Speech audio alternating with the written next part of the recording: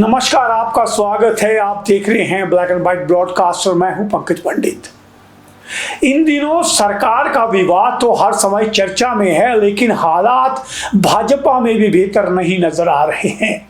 आपको बता दूं कि सुजानपुर में सैन्य सम्मान समारोह हुआ, लेकिन उसी के बीच इस सम्मान समारोह में कई ऐसे सवाल उठ खड़े हैं जिससे साफ नजर आ रहा है कि भाजपा में भी बड़ा बवाल होने की तैयारी हो रही है। सुजानपुर में वहां के पूर्व विधायक राजेंद्र राणा की संस्था ने सैनिक सम्मान कार्यक्रम किया, जिसमें राज्यपाल से लेकर के नेता विपक्ष व भाजपा के राष्ट्रीय उपाध्यक्ष तक मौजूद थे। लेकिन जिस जमीन पे यह कार्यक्रम हो रहा था वो जमीन सीधे संबंध रखती है भाजपा के उस नेता से जिसने भाजपा को पहली बार पूरे 5 साल तक सत्ता का सुख लेना सिखाया था। मैं बात कर रहा हूं प्रेम कुमार धूमल की। जब भी हम सुजानपुर की बात करते हैं तो सीधे तौर पर वो प्रेम कुमार धूमल से जुड़ जाती है। इस मंच पर बड़े सियासी चेहरे भाजपा के नजर आ रहे थे, जमकर जय जयकार हो रही थी, लेकिन अनुराग ठाकुर और प्रेम कुमार धूमल कहीं भी नजर नहीं आ रहे थे। ना ही तो वो इस कार्यक्रम के आमंत्रण पत्र में थे और ना ही किसी तरह के होर्डिंग में। हालांकि छुपाव हो सकता है कि कार्यक्रम एक संस्था का था, लेकिन वो संस्था जिस संस्था में पूरी तरह से भाजपा का टॉप लेवल के नेता मौजूद थे, यहां पर प्रेम कुमार धूमल और अनुराग ठाकुर की गैर मौजूदगी साफ बता रही थी कि कहीं ना कहीं इस परिवार को राजनीतिक हाशिए में धकेलने का प्रयास किसी ना किसी तरफ से किया जा रहा है।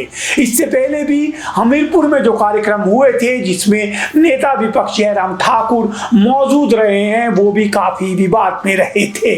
आइए शुरुआत करते हैं सबसे पहले सर्व कल्याणकारी संस्था, जिसके संस्थापक राजेंद्र राणा है और उनके बेटी अभिषेक ठाकुर इसे संभाल रहे हैं। उन्होंने वहां पे सैन्य सम्मान समारोह आयोजित किया। इस कार्यक्रम में प्रदेश के राज्यपाल जो थे वो बतौर मुख्य अतिथि मौजूद थे। इसके बाद वहां पे विशेष अतिथि के तौर पर नेता विपक्ष जयराम ठाकुर थे। भाजपा के राष्ट्रीय उपाध्यक्ष सौदान सिंह को भी आमंत्रित किया गया था। इसी के साथ राज्यसभा सांसद सिकंदर कुमार भी वहां मौजूद थे। अगर मैं विधायकों की बात करूं तो भाजपा के अन्य विधायकों को छोड़कर सिर्फ 2 विधायक वहां मौजूद थे, हमीरपुर के आशीष कुमार और धर्मशाला से सुधीर शर्मा। इसी के साथ वहां पे कांग्रेस से एक दौर में आए हुए और चुनाव हारे गए चैतन्य शर्मा भी वहां मौजूद थे। इसके अतिरिक्त वहां पे इंद्रदत्त लखनपाल की मौजूदगी भी दर्ज की गई। लेकिन इस सब के बीच सबसे बड़ा सवाल जो उठ के आ रहा है कि क्या इस बड़े कार्यक्रम में अनुराग ठाकुर और प्रेम कुमार धूमल का ना होना क्या संकेत दे रहा है। हालांकि जो सोशल मीडिया पे हम फोटो देख रहे हैं उसमें बताया गया है कि अभिषेक ठाकुर प्रेम कुमार धूमल को आमंत्रण देने गए थे, लेकिन उन्होंने अपनी व्यस्तता के चलते इस कार्यक्रम में मौजूद होने से मजबूरी दर्शा दी थी। वहीं अनुराग ठाकुर भी एक राष्ट्रीय कार्यक्रम में मौजूद थे। यह तो तर्क है उनके नाम मौजूद होने का, लेकिन यदि सुजानपुर के इतिहास की बात करूं तो इतिहास में हमेशा से राजेंद्र राणा और प्रेम कुमार धूमल परिवार का 36 का आंकड़ा रहा है।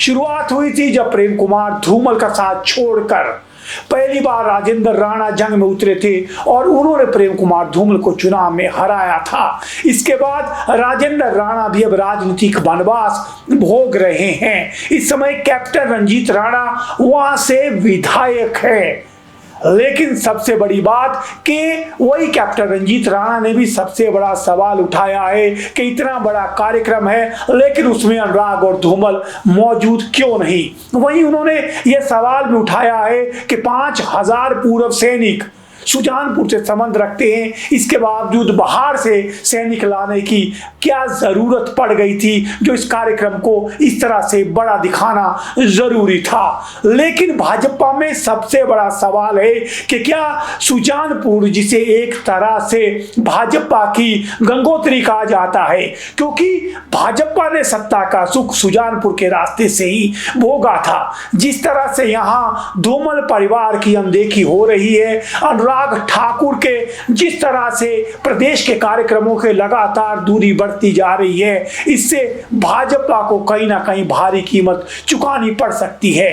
हालांकि अक्सर भाजपा निशाना कांग्रेस की गुटबाजी पर साधती है कि कांग्रेस से अपनी सरकार नहीं संभल रही है, लेकिन सुजानपुर से जो संकेत आ रहे हैं उससे साफ है कि हालात भाजपा में भी बेहतर नहीं है, क्योंकि भाजपा में भी जिस तरह से चुनाव नजदीक आते जा रहे हैं, ये गुटबाजी कहीं ना कहीं लगातार आगे बढ़ती जा रही है।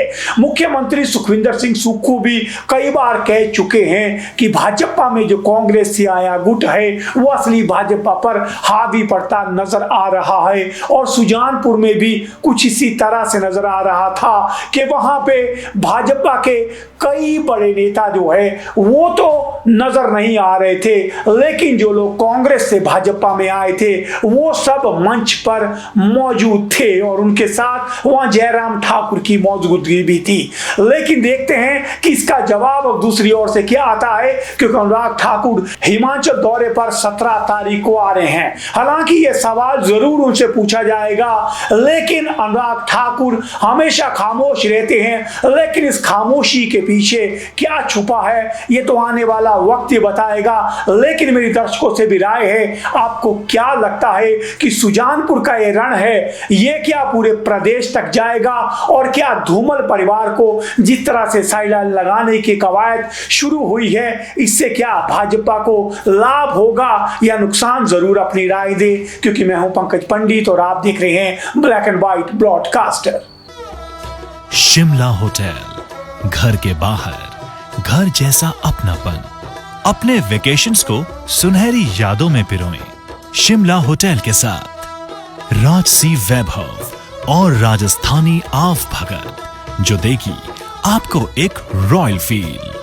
हिमाचल वासियों के लिए जयपुर में ठहरने का अपना hotel Shimla hotel. Heritage above 1, हवा महल रोड, चांदी की टकसाल, जयपुर।